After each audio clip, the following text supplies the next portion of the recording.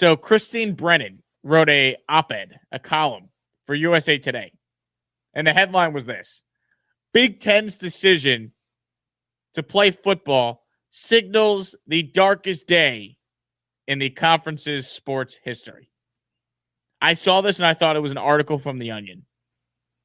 I mean, what garbage is that take by Brennan? Garbage. Big Ten playing football is the darkest day in the conference's history. So I'm like, you know what? Let me read the column. I'm going to see if any of her points make any sense.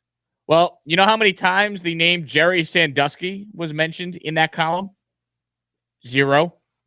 You know how many times Larry Nassar, the doctor at Michigan State, who was sentenced to 175 years in jail for sexually assaulting minors, was mentioned in that article? 0.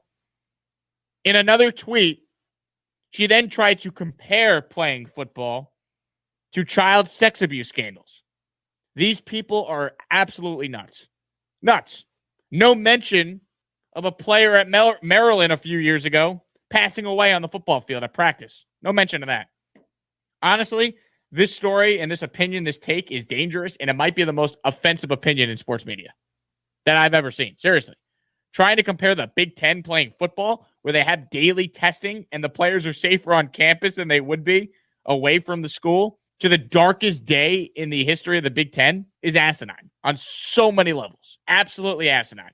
You know, maybe I shouldn't have even brought it up because I'm just giving this writer more attention, but it has to be addressed because this was just, what are we doing? You really think the Big Ten playing college football is the darkest decision in the history of the Big Ten Conference? Who reads that and then doesn't feel like the perception from some out there that a lot of these, college football writers are rooting against the sport happening?